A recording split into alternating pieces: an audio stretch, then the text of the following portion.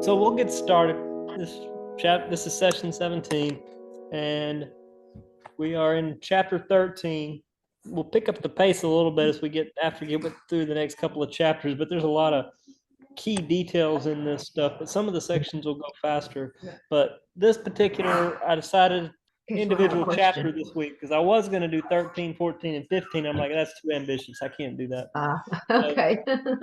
So we're just doing 13. If you remember, we have our divine outline that we always bring up, that, what chapter, the whole book itself gives us the outline in the very beginning. Chapter 1 is the vision of Christ, the things which are, the seven churches are the things which shall be hereafter when John's writing that, and then what follows after the churches are what we see in the chapters we're in now.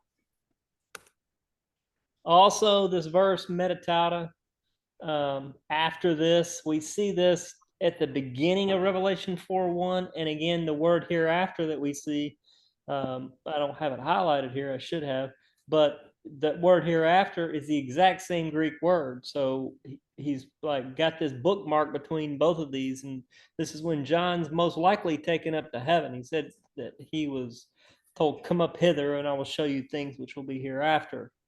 So what we covered last time is we covered chapter 12, the woman, the man-child, and the dragon. And I talked about anti-Semitism quite a bit and replacement theology last time. What we're going to talk about tonight is the two beasts, because there's actually two.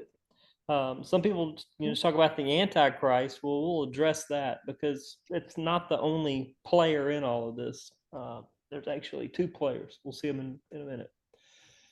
So there's seven personages in the section we're in the book of Revelation in this parenthesis. We saw the woman, the man-child, and the red dragon, and Michael last time, as well as the remnant of Israel. But now in chapter 13, we see the two beasts. One comes out of the sea, and one comes out of the earth. The interesting thing about the one comes out of the sea and one comes out of the earth. The two beasts, yeah.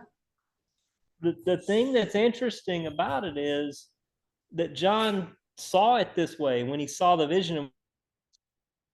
We'll get into the vision in a second, but the sea versus the earth, there's something significant there, and I'll come back to it momentarily.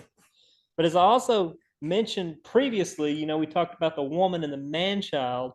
Well, it goes all the way back to Genesis, really, with Eve being when God said that through her, that's where we get the first promise of the Messiah, and then Satan starts his attacks. So we have two seeds. I won't get into the seed of the serpent tonight because that gets into Nephilim and all that fun stuff. I'll get into it in a future week when we're further in the book, because there's a section where it'll fit nicely around 15 or 16.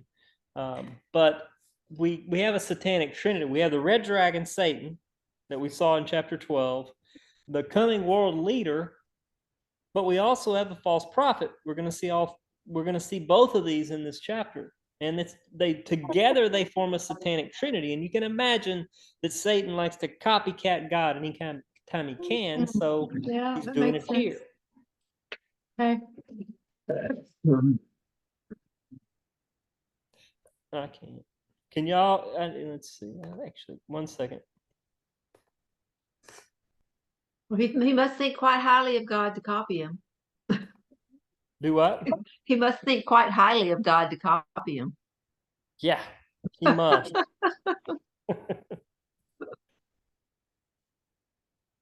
All right. So, these are the same forces behind world powers today. Like we talked about that. So, beginning of chapter 13 says, "And I stood upon the sand of the sea."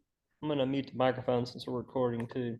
"As I stood upon the sand of the sea and saw a beast rise up out of the sea." So there's the beast rising up out of the sea. So John's standing on the shore and he sees this beast come out of the sea. And it says he had 7 heads and 10 horns. And upon his 10 horns, 10 crowns, and upon his heads, the names of blasphemy. So this is a very interesting looking creature. And the interesting thing is this beast that we see here that he's naming is actually the Greek word that is used here is different than when we see beast earlier in the book. When it's talking about the 4 living creatures and it calls them beasts, that is the word zoa. This is the word therion.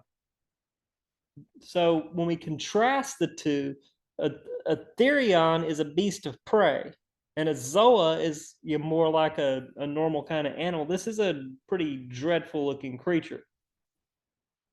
But the thing about it is that John said, I stood upon the sand of the sea and saw the 10 horns. Many translations of the Bible have mistranslated this verse.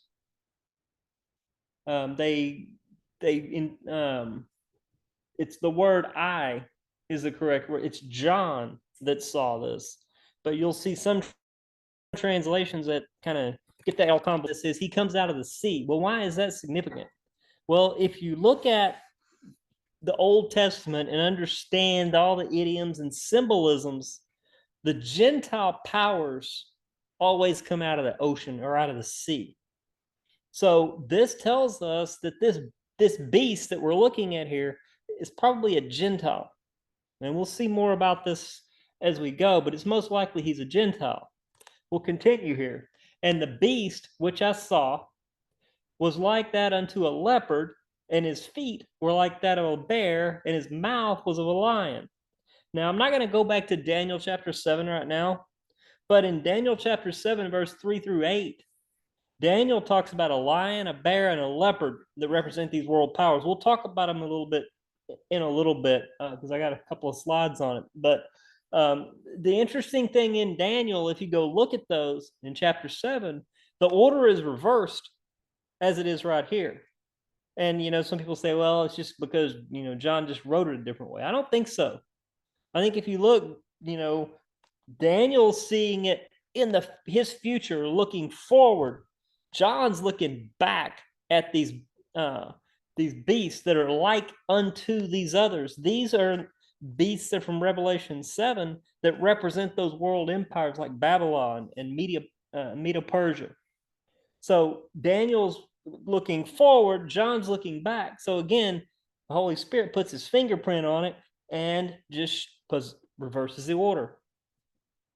A lion communicates arrogantly, as you would see if you went to Daniel 7. The bear controls extensively, and the leopard conquers swiftly. The leopard that Daniel was talking about and that John's referring back to here was none other than Alexander the Great. All right, we'll come back to that. Revelation now verse 3. And I saw one of the heads as it had were wounded to death, and his deadly wound was healed, and all the world wondered after the beast. This is the first time we're told that he gets a deadly head wound. And some people say, well, that just is it's a political statement. He has a political wound. I don't think so, because we're going to see this repeated 3 times in this chapter, talking about his deadly wound. So he has a head wound. And we'll see it here, and we see it in verse 3, and then we'll see it again in verse 12 and verse 14 as well. But the other tie into this, because again, Revelation can be most of it can be easily interpreted by having a good understanding of the Old Testament, because all those idioms and symbols that we don't understand are interpreted for us. And John was writing to a Jewish audience who would be very familiar with the Old Testament.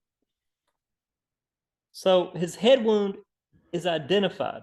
Well, here is that verse in Zechariah. It's a crazy verse. Woe to the idle shepherd that leaves the flock. And I've talked about this verse. I've quoted this verse before. But he leaves the flock. The sword shall be upon his arm and upon his right eye. His arm shall be dried up, and his right eye shall be utterly darkened. Well, this is like the only physical reference to the Antichrist, or the beast, if we want to call him that. I don't like the term Antichrist because we'll talk about that too. But the beast, this is who he is. And it's interesting because it talks about his right eye being wounded. So like he'll be shot in the eye, and it's a deadly wound.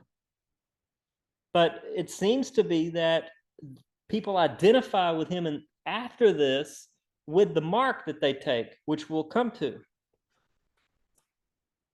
So, and they worship the dragon, which gave power unto the beast. So, talking about the people, look, it says that all the world wondered after the beast, and they worship the dragon.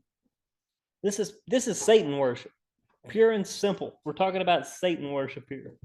They worship the dragon. They gave power to the beast, and they worship the beast, saying, "Who is like unto the beast, and who is able to make war with him?" And they were given unto him a mouth speaking great things and blasphemies. That's why some people call the beast Mr. Big Mouth, because you'll see in Daniel, he's always boasting. Chuck Missler talks about this too. He's got a whole teaching on this Mr. Big Mouth. So he's always blaspheming and boasting and saying stupid things.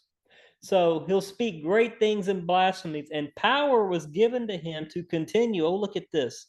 42 months. That should be very familiar to other places we've seen this. The 42 months, or 3.5 years. So this is the Great Tribulation at this point. And he opened his mouth in blasphemy against God, to blaspheme his name, his tabernacle, and them that dwell in heaven. Well, that's interesting too. So he's blaspheming God, who's in heaven. He's blaspheming God's tabernacle in heaven that we previously saw in chapter 12, but he's blaspheming them that dwell in heaven as well. Could that be a reference to the church right there? Possibly. Depends on where you put the rapture, I guess. And it was given unto him to make war with the saints and to overcome them. And power was given over him of all kindreds and tongues and nations. See, this is a problem verse for some people, because it says here he could make war with the saints and overcome them. Well, I'm going to show you in a second why this can't be the church. These saints, there's 3 kinds of saints. There's Old Testament saints that we're familiar with, and Jesus brought all of them out of Hades and took them to heaven, or brought them out of paradise and took them with him to after the resurrection. So there's those saints. He's not talking about those saints. There's the church that we're called saints. Well, Jesus has something to say about that, about the gates of hell shall not prevail against my church. So that can't be us. This is a third group of saints. These are what we call tribulation saints that we've previously seen earlier in the chapter. Those that come out of the great tribulation are who we're talking about here. So he's given power over the saints. And people say, I have some crazy friends that aren't Christians that say, "Oh, when you're gone, I'll believe then." It's too late, unfortunately, because if you've heard it before, some people say you can't be saved, but can you imagine trying to live through that? You will have to die. You will be martyred for your faith during that period. And all that dwell upon the earth shall worship him, whose names are not written in the book of life of the Lamb slain before the foundation of the world. And look, here's one of these. Let him has an ear hear. If any man has an ear, let him hear. It should remind us back of Revelation 2 and 3, what he says. If he has an ear, let him hear what the Spirit says to the churches. So it's kind of giving us some more thoughts there, that this is for the whole world. This is not just for Israel. The tribulations focuses on Israel, but this is not just Israel. This is the entire world. He that leadeth into captivity shall go into captivity, and he that killeth with the sword must be killed with the sword. Here is the patience and the faith of the saints. People are going to die for their faith in mass numbers during this time. Okay, so that's the first beast. We'll see more about him later on, and then we'll see more as we get further into the book of Revelation. And behold, another beast came out of the earth. Okay, so the first beast came out of the sea, and we said that's the Gentiles. The second beast comes out of the earth. When you go back and look at those idioms in the Old Testament, it's always talking about Israel. So this beast is going to come out of the earth, and he's going to be Jewish is what I believe. So there's two leaders. There's a false prophet and there's the beast. Whichever is which, but the Jewish, there is a Jewish component to it. You have a Gentile antichrist, beast, whatever you want to call him, and then a false prophet that is Jewish. So most likely he'll be Jewish, because there's some verses you can go look at in Ezekiel 21, Ezekiel 28 makes some references to it, and Daniel 11. And then John 5:43, which I won't go to the verse here, but I'll tell you what it says. It's the verse where Jesus was talking about, if another comes in his own name, him you will receive. So he's making a reference to the Antichrist here. But the interesting thing is, remember we talked about that word another in our English Bibles. When you look at what the actual Greek word is, there's two words for another. There's allos and there's heteros. Allos is another of the same kind. So he's going to pretend to be the Messiah. It's not heteros here. And he will be received by Israel. If you go read Psalm 55, it makes it very clear in Psalm 55 that Israel will receive this man. That psalm was written 3,000 years ago. And that psalm is talking about this period of time that we're reading about in Revelation. And he exercised, remember this is the second beast now, and he exerciseth all the power of the first beast before him, and causes the earth and them which dwell there to worship the first beast, whose deadly wound was healed. There it is again. It says he received a deadly wound at the beginning of the chapter. People say, well, it's a political thing. Well, it's referenced again here. So three times we're going to see it. So if it were really not a real thing, then I don't think John would have said it three times. So notice this second beast, because why do we call him the false prophet? Because he causes the earth to worship the first beast. That's why we call him the false prophet, because he is going to be a priestly figure. And he does great wonders, so that he maketh fire come down from heaven on earth in the sight of men. Just like the two witnesses were doing those miracles that we talked about earlier, where they're calling fire down from heaven and all kinds of striking plagues on the earth. These characters will be able to do the same thing. And check it out. And he deceiveth them that dwell on the earth by the means of those miracles which he had the power to do in the sight of the beast. So this false prophet is going to be doing great miracles. A lot of people say these are fake miracles. Well, were the miracles that the Egyptian magicians did fake in the Exodus? No, they were quite real. They weren't parlor tricks.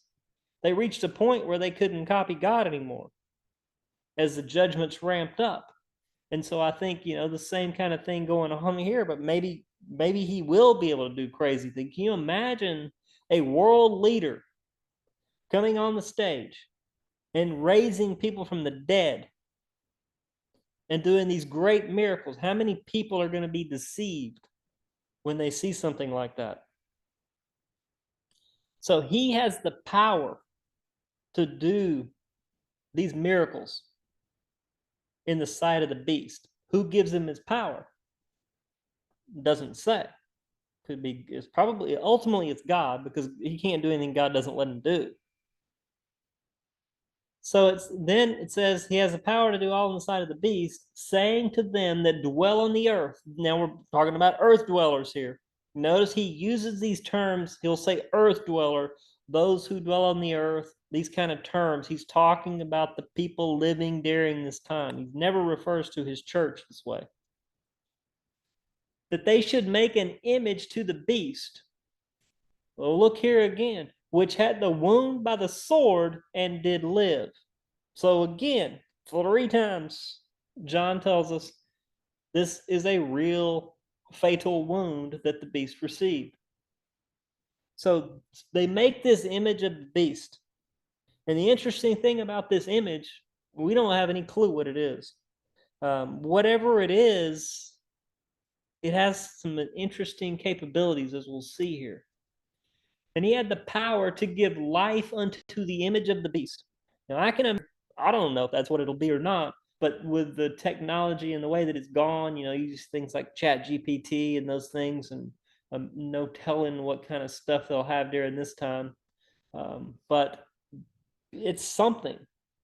Because notice, the image of the beast can speak and cause as many as those who would not worship the image of the beast to be killed. So whatever this image of the beast is, it can't just be some just simple statue. He gives life unto the image of the beast. I don't know. Is it AI? I don't know. It's a good question. We won't be here to find out, but we might see the technology evolve. Just because we see all this kind of technology, and we'll talk about this with the mark of the beast in a minute. Just because there's all this technology that can do these things, it doesn't mean it's wrong for us to use the technology while we're here. And I'll talk about this in a minute on what's different.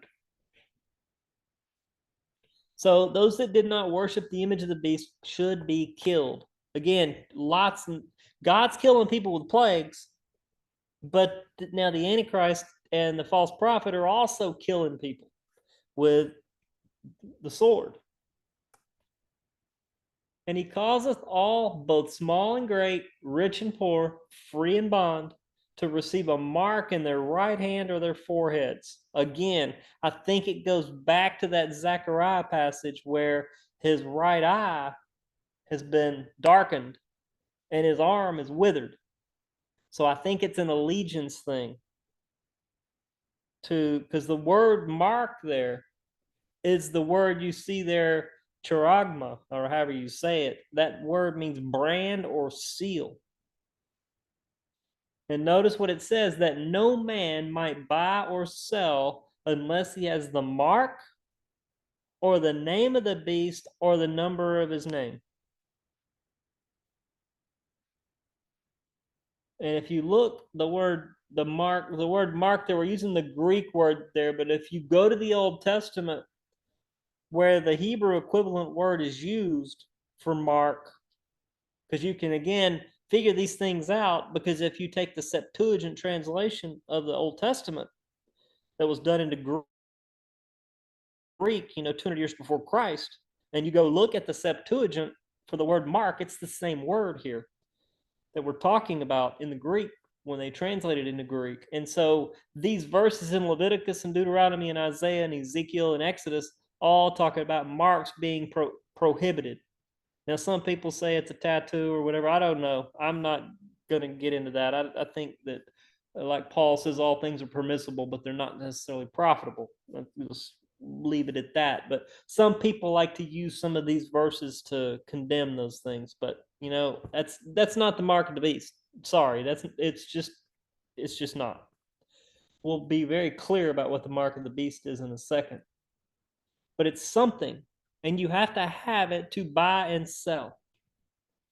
And that's the interesting thing too about people to try to early date this book to 70 AD. They didn't have the technology in 70 AD to prevent people from buying and trading. They will during this time. So this is one of those prophecies that we look at, kind of some of the other ones that we've looked at before. This is a technology prophecy, like the prophecy where the two witnesses are slain in the streets of Jerusalem and the whole world sees it. Well, how did the whole world see it if that was 70 AD? How in the world would the whole world see these people being slain? But if you fast forward to the 21st century, we have CNN. The whole world can watch it on CNN. And I think the same thing here. This technology, whatever it is, he will be able to restrict. And you can see where that kind of stuff is headed. I just had that verse there again, just to remind you about his withered eye, or his withered arm, and his darkened eye. So here's the verse that too many books have been written on and too much speculation has been done on. And I've been guilty of it personally myself, of going down this rabbit hole. And it's a waste of time. Here's the verse. Here is wisdom. So I read it, in the past. I go, well, it makes me wise if I understand this. Well, not so much. Let him that has understanding count the number of the beast, for it is the number of a man, and his number is 666. But you remember in the Greek and Hebrew texts, they don't have numbers. They use letters for numbers. So what we're translating as numbers here as 666, it could be the number, which I'll show you in just a second, but it could also be those Greek letters maybe mean something else. It's hard to, we don't know. Here is 666. And if you look up here, this is the word Christos at the top. This does not add up to 666, but if you look at the first letter of Christos, is a chi, looks like an X. The last letter is that. I don't know which one that one is. Remember what letter that is? I can't remember. But that Greek letter right there, and if you take those two letters, the first letter and the last letter, like this, and so this is Christos. If you want pseudo Christo, you stick this symbol in the middle of it. And now these three letters are how we get 666 in our Bibles. This is what, if you actually look at it in the Greek, it doesn't have numbers, it has these symbols, these three. So this first symbol there, the chi, is 600. This middle symbol is 60, and then that last one is 6. So we get 666. And then they add the Greek. This just shows you what the full Greek word is for the number 600, if you translate that whole to English. But they only use one letter to designate the number. And they can obviously only count so high. But this is where this all comes from. And too much speculation has been done on this. So 666, if you take Greek or Hebrew or Latin, they all have numerical equivalents. People try to do this with the English alphabet. You can't do that. There are no numerical equivalents. It wasn't designed that way. Sure, people make up and say, well, A is 1 and etc. No, it's not. That gets really crazy when you start doing that. Even taking Hebrew names and going and trying to figure out a name that adds up to 666 is a waste of time. I've seen people that have done this and go, "Oh crap, their name added up to 666." Well, that doesn't make them the Antichrist, but it still freaked them out a little bit, I guess. The interesting thing too is if you take the Roman numerals and add them all up, they add up to 666, the primary Roman numerals. The Arabic numbers from 1 to 36, which is 6 squared. If you add them all together, it comes out to 666.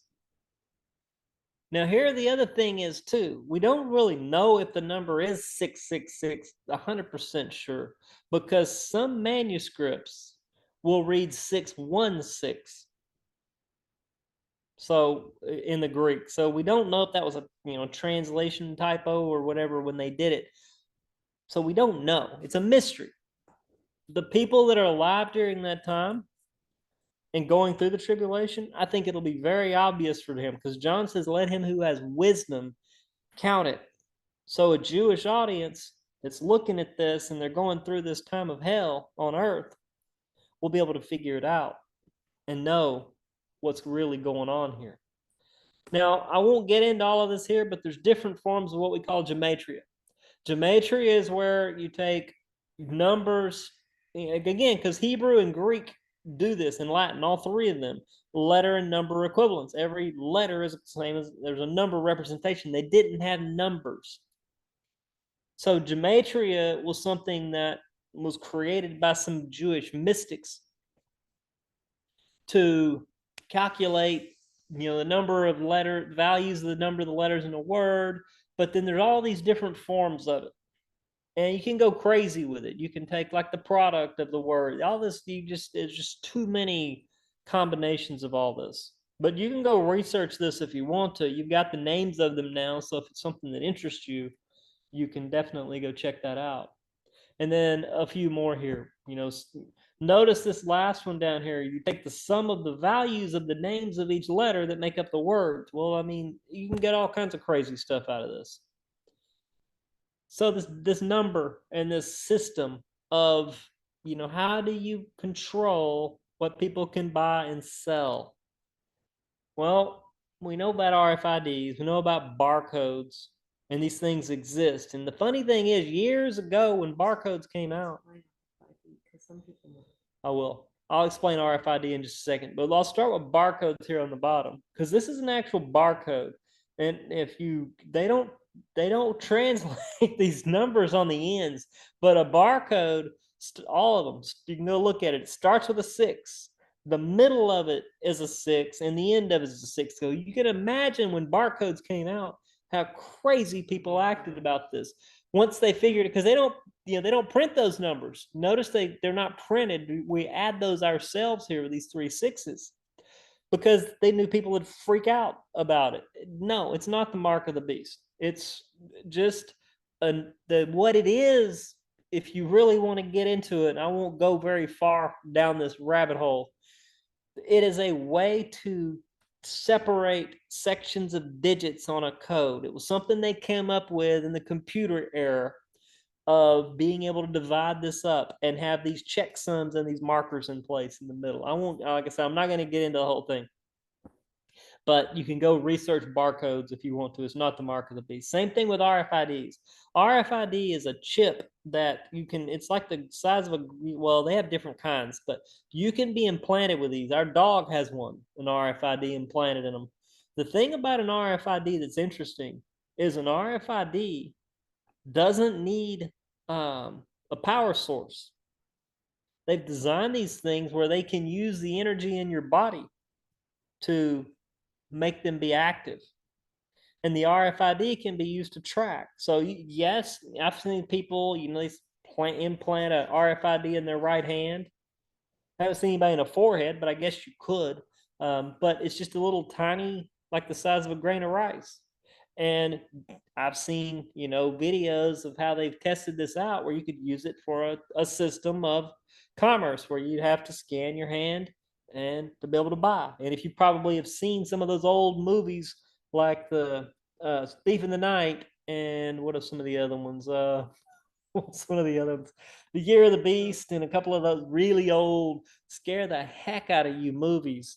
I don't know why they bothered to show us this in youth nights, but I remember going to a youth night and I had nightmares for a month after seeing Thief in the Night. You remember Thief in the Night? I'm sure you remember Thief in the Night. I'm sure you all do. And it's on Amazon Prime if you want to go watch it again. It's pretty bad though. I went and watched it like a year ago, and its quality is horrible, but it's definitely got some interesting things in it. Some of that was really cheesy. It was at the time. It wasn't, but now it is. Whole It scared you at Foods. the time. Yeah. So the RFIDs, barcodes, credit cards, people come up with all kinds of crazy things. People say Bitcoin, all this. No, none of that is the mark of the beast. The mark of the beast, because people say, well, I'm afraid to get, if they start requiring these things at some point to be able to do business or whatever, that's not the mark of the beast either. It is going to be something where you are allying your allegiance to this person. That's what it says if you read those verses we looked at. It's an allegiance to this being, to this beast. So it is also, when you do it, if you do it, we won't be here, fortunately, because it's during the tribulation. But when you take that mark of the beast, you are damned to hell. It makes it very clear in Scripture. If you take the mark of the beast, there is no redemption for you. So it's a very clear act of allegiance. Okay. So this Antichrist and these false prophet, all these things. Well, there's allusions in the Old Testament. I can give a whole bunch of allusions here. I'm not going to go through these, but I'm going to call out one in particular But you can go look through all of these, and there's verses for every single one of them if you want to dive into them. But there's one in particular that really stands out to me. I highlighted a few of these, but the one that really stands out to me is the one I have circled here, the Assyrian. This is a really strange verse in the Bible. I mean, because, and we'll talk about the empires in just a minute as we kind of nail down, where this beast may come from. But the Assyrian, it's a term used. We see it in the verses you see there. You see in Isaiah 10 and Micah. But look here in Isaiah 52. Because the Isaiah 52 verse I'm going to read to you. Isaiah 52 says, my people went down at first into Egypt to dwell there. So he's retelling the Exodus, this leading up to the Exodus. So look, they went down at first into Egypt to dwell there. You remember Joseph had gone down and had become in Pharaoh's court, and Pharaoh had given Joseph the whole, like half a kingdom basically. But you remember what Exodus says, after Joseph died, a Pharaoh that knew not Joseph rose to power. Well, we find out more about this Pharaoh right here in Isaiah 52. My people went down at first into Egypt to dwell there. Then the Assyrian opposed them without cause. Now, therefore, what I have here, says the Lord? My people have taken away nothing. Those who rule over them make them wail. So this is when they're being tormented by the Pharaoh. People think the Pharaoh, when they think that, they just think Egyptian. They were in Egypt, yes, but not all the pharaohs were Egyptian. Pharaoh Necho, who we know about in Chronicles and Kings, Pharaoh Necho was Ethiopian. He was not Egyptian. This Pharaoh that came after Joseph, the one that brought great torment onto the Jewish people living in Egypt, says was an Assyrian. And you can see in Isaiah 10 and Micah 5, both make reference to the Assyrian. And the interesting thing is the Isaiah reference and the Micah reference jump into the future of a future Assyrian. And he's most likely in those passages is referencing this beast or this Antichrist. But it's really interesting that this Assyrian, also interesting about this Assyrian, you remember the story of Jonah. With Jonah, it makes sense that possibly when Jonah's spit out and he's like all bleached on the shore, if the Assyrian leading Nineveh, because it was an Assyrian city, if he was related to that Pharaoh that drowned in the Red Sea and had heard stories about this powerful God that had done these things, maybe he was terrified by that. I mean, it's just a conjecture. I don't know. But you can go look at some of these allusions. You got a bunch of them, and there's a bunch more here too. Antichrist is only mentioned 2 times. It's only mentioned in once, excuse me. It's mentioned in 1 John chapter 2, which is interesting because John also wrote Revelation and he never calls him the Antichrist. John talks about the spirit of Antichrist being in the earth, but he never uses that term. He always uses the term beast and false prophet. But you can see these other New Testament allusions here. So again, those are the ones you can focus on if you want to go back to that.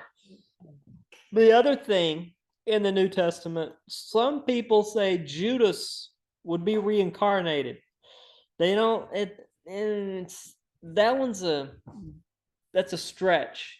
You can go read Psalm 55 for yourself and come to your own conclusions.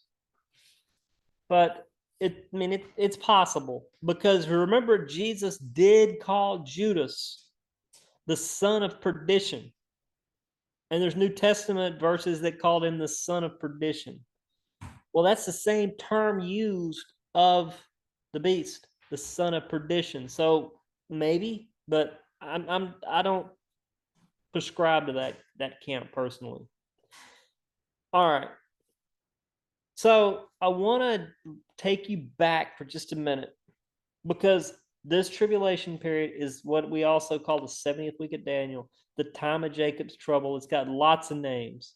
And we are living in this interval period right now in 926. You could go back and look at the other studies. I'm not going to spend a lot of time on this right now, just in the interest of time, but you can go back and look at some of the earlier teachings that I've done on this, where I took a couple of weeks and I talked about Daniel chapter 9, because it's a really important part, because it's about the 70th week of Daniel, or really the whole 70 weeks, but you can see there's like a pause there.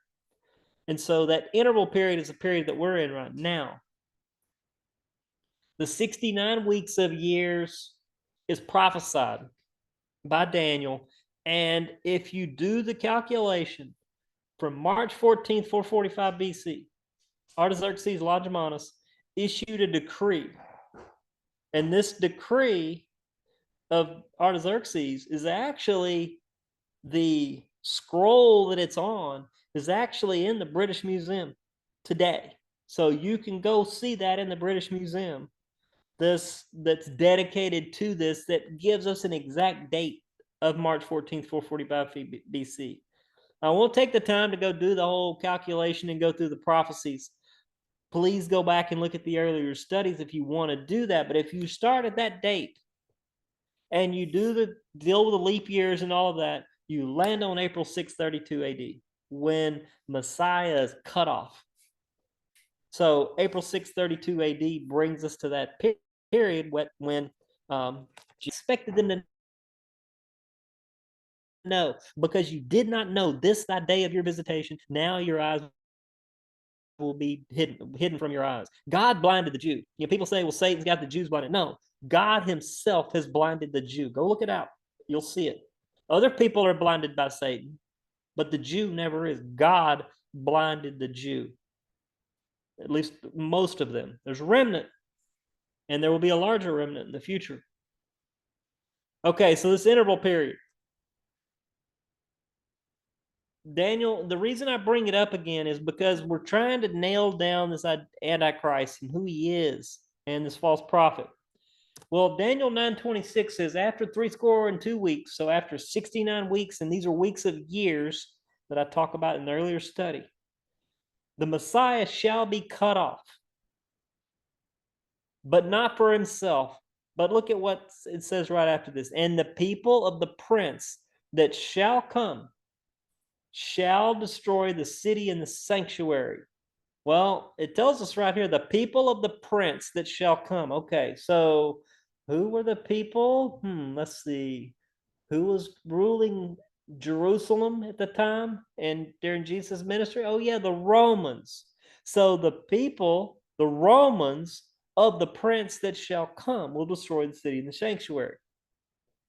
Now, for many years, we all assumed, because we don't understand history, that we're talking about a Roman Antichrist. And yes, this tells us it is a Roman. But what we don't understand is Rome had two parts. It had the Eastern Roman Empire and the Western Roman Empire.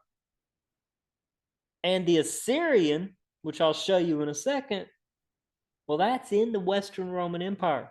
Excuse me, the Eastern Roman Empire. That's where Assyria was. So the fact that we have that term Assyrian, and it brings that back out. Okay. So again, we're in this interval period where we live right now. We're in what's called the times of the Gentiles. We've been living in the times of the Gentiles since this decree was made, or really since Babylon is when the times of the Gentiles started. And other scripture tells us that. And if we go back to Daniel chapter 2 is where Nebuchadnezzar has the dream, and Daniel interprets the dream of the gold, the silver, the brass, and the iron statue. That's when the times of the Gentiles started in that era. So Babylon first, and then Persia, and then Greece represents the brass, And then the legs, there's two legs, notice, the eastern and western half of the Roman Empire. And then at the end, the iron mixed with clay with the feet. So this is Daniel's vision of the times of the Gentiles in the empire. And then Nebuchadnezzar is arrogant and prideful, and he goes and builds a statue. But what does he do? He builds a big old statue, but he makes the whole thing out of gold, and he makes people worship him or worship the statue. So, that didn't work out too well for him either. And then in Daniel 7, Daniel gives us another look at this. The winged lion represents Babylon. The bear on the side represents Persia. The leopard represents Greece. Look, there those three animals are that we just saw in Revelation 13 here. The lion, the bear, and the leopard. And notice the order: Babylon, then Persia, then Greece, and then finally Rome. Because we do have the dreadful, terrible beast. Daniel talks about this dreadful, terrible beast in Daniel 7. Daniel says these great beasts, which are four. Well, check this out. Which are four kings which shall arise out of the earth. So the beast, the three that we see, the animals, and then the great and terrible beast. The fourth beast is that fourth, of the kings. But the saints of the Most High shall take the kingdom and possess the kingdom forever and ever. So, and then I would know the truth of the fourth beast. So Daniel, he got the other ones because he knew that he had, the dream, Nebuchadnezzar's statue, all that. He understands those empires. But Daniel is troubled by this fourth beast because Daniel doesn't ask any questions about the lion, the bear, and the leopard. And he gets it. But this fourth one, he says, then I would know the truth of the fourth beast, which was diverse from all the others, exceedingly dreadful, whose teeth were of iron, and his nails of brass. So he had, this is some horrible looking thing that he's seeing in this vision, which devoured and brake in pieces and stamped the residue with his feet. And of the 10 horns, continuing in Daniel, that were on his head, oh, look, the 10 horns. Remember that? We saw that in Revelation, the 10 horns. Well, look, here it is in Daniel. The 10 horns that were on his head were of, and then the other which came up. So, okay, we got the 10 horns. Then another one springs up, what we call the 11th horn. And notice what happens, and before whom 3 fell, even of that horn that had eyes and a mouth. There's the boastful mouth, the mouth which spake great things. That's Mr. Boastful there, Mr. Loudmouth. Then it says, and I beheld, and the same horn made war with the saints and prevailed against them. Oh, check that out. Isn't that what it just said in Revelation? That the beast had the power to prevail against the saints. And then look, if we look at Revelation 13:7 there, and it was given to him to make war with the saints and overcome them. Well, check out, though, what Jesus said in Matthew. And I say unto thee, thou art Peter, and upon this rock I will build my church, and the gates of hell will not prevail against it. Against what? The church. Well, that can't be the church then that we're talking about in Revelation or in Daniel. He's talking about a different kind of saint here. Continuing with Daniel. Thus he said, the fourth beast shall be the fourth kingdom upon the earth. So he's getting the interpretation. The angel's telling him. I think Michael's telling him what it is. The fourth beast shall be the fourth kingdom upon the earth, which shall be diverse from all the other kingdoms, and shall devour the whole earth, and shall tread it down and break in pieces. And the 10 horns out of the kingdoms are 10 kings, which shall arise. And another shall rise after them. That's that 11th. So the 10 kings represent those 10 horns, and then the 11th horn rises up after them. And it's diverse from the first, and he shall subdue 3 of the kings. And he shall speak great words against the Most High. There he is being loudmouth again. And shall wear out the saints of the Most High, and think to change the times and laws, and they shall be given into his hand until a times and dividing a time. Here's the 3.5 years again. 42 months. Right here. Daniel chapter 7, Daniel referring to this time period. But the judgment shall sit, and they shall take away his dominion to consume and destroy it to the end. And the king, and the kingdom and dominion, and the greatness of the kingdom under the whole earth shall be given to the people of the saints of the Most High, whose kingdom is everlasting kingdom, and all dominion shall serve and obey him. As for me, Daniel, my cognition much troubled me, and my countenance changed me, but I kept the matter in my heart. He was troubled by that beast. And people say that there's this silent period in the Old Testament, that after Malachi, there was a silent period. Well, Malachi wasn't the last book of the Old Testament written. A lot of people think it was. Second Chronicles is the last book of the Old Testament written. However, Daniel chapter 11 interprets history for us before it happened. Daniel lays out in the first part of chapter 7 these empires that came all the way up to Alexander the Great, and even after Alexander the Great, that are laid out right there in Daniel chapter 11, verse 11 through chapter 11, 5 through 35, lay out the 4 generals of Alexander. After Alexander dies, Daniel prophesies that, and then he's divided into 4 kingdoms. That's all prophesied.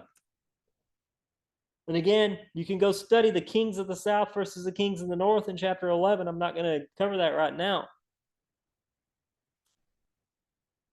So Satan has 7 super kingdoms. Notice, and there appeared in another wonder in heaven, behold, a great red dragon having 7 heads and 10 horns. Each head represents a kingdom. So 7 heads and 10 horns, and 7 crowns upon his head. We've got to understand these symbols. Well, there have been 7 world empires in biblical history. Egypt was first, then Assyria, then Babylon, then Persia, then Greece, then Rome, and then Rome part 2. So these are those 7 world empires that we've seen. And again, there's some verses for you if you want to go look at those. And you can see that Daniel's talks about the 4 plus the 1 here. And then continuing on, you've got the 4, and then the Rome 2 with the 10 horns is the plus 1. This is the revived Roman Empire. Then in Revelation 17, which we'll get to later, this is a really cryptic prophecy. This is one of those you take to Sunday school or Bible study and ask somebody to interpret it, ask the teacher to interpret it for you. And there are 7 kings. 5 are fallen, 1 is, the other is not yet come, but when he comes, he must continue for a short space. What in the heck does that mean? Well, if you take there are 7 kingdoms, they're the 7 kings right there. 5 are fallen. Well, when John was writing this, how many empires had fallen? Egypt had fallen. We go through the list, right? Those had all fallen. 1 is, which one is? Rome is. 1, and the other is not yet come here. But when he comes, he must continue for a short space. The tribulation, the 7-year 70th week of Daniel. And then Revelation 17:11 says, and the beast that was and is not, even he is the 8th. There's you more cryptic verses. And is of the 7 and goeth into perdition. We'll talk about this more when we get there. But this 8th is the 11th horn that Daniel's talking about in Daniel chapter 7. And notice what it says. He is the 8th and he's of the 7. See, God likes riddles. So he's of the 7. So these are the original 7. He's of those. Well, if you look at these empires, this beast was and is not. One of these was, but it's not anymore. Well, which one of these is this? Assyria. Because you remember, Assyria was before. The Babylonian was the first one that Daniel had on his statue. Assyria was before this. So Assyria was, but they're not anymore at the time of John writing.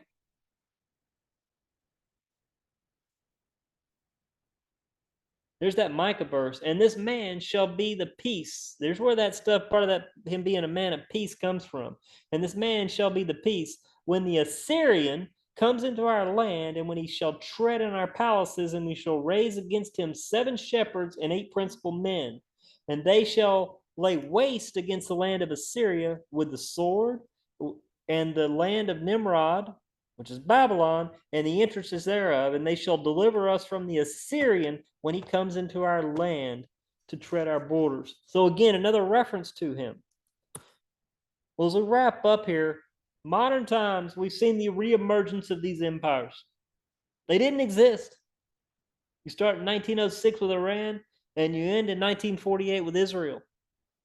Well, if you take those empires that Daniel was talking about, the Seleucid dynasties, that you, again, I'm going to let you have to go do some of your own research on this.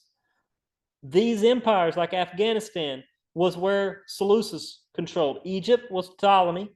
Those are pretty easy to figure out. And then Iraq and Syria were not part of that. That was Assyria. That's not modern day Syria. It's different. It's the combination of the two. Assyria is where Nineveh was. It was the seat of power. It was in a world empire for a time, but it was gone. So more about the Antichrist there. He's Mr. Big Mouth. He will be the leader, will be the son of Satan. He's an intellectual genius. You can go read those verses. He is an oratory genius as well. He's a political genius. He's a commercial genius. He's a governmental genius. He's a military genius. He'll be a religious genius as well. And the interesting thing about this, him being a religious genius, unless Islam has been wiped off the planet, which I guess it could be with, Ezekiel 38 and some of those things that could happen in the future. But unless that happens, how do you get Islam to fall in line with this guy? Because here you've got a Jewish false prophet and you've got a Gentile Messiah. How do you get Islam to fall in line with this? Well, he's a religious genius because he figures it out. 2 beasts, the beast out of the sea, which we've talked about, and the beast out of the earth. Has 2 horns like a lamb, speaks as a dragon, causes the earth to worship the first beast, deceives the world with miracles, and forces the worship of the first beast. And he forces all to have a mark in their right hand or their forehead. No one can buy or sell without the mark. Next time, we'll cover at least chapter 14, maybe 15. A couple of more of these chapters, and I'll better go a little faster, but there's just so much stuff here. But if you get a chance, read Revelation 14, 15, and 16. Especially 14, because I will definitely get through 14 next time. And we're still in this parenthetical section from 10 to 14 that we're sitting in right here. So we got one more chapter in this parenthetical section, and then the judgments heat up fast, and it goes pretty fast, and then we'll have another pause and slow down section after that. But that is all that I have for the evening.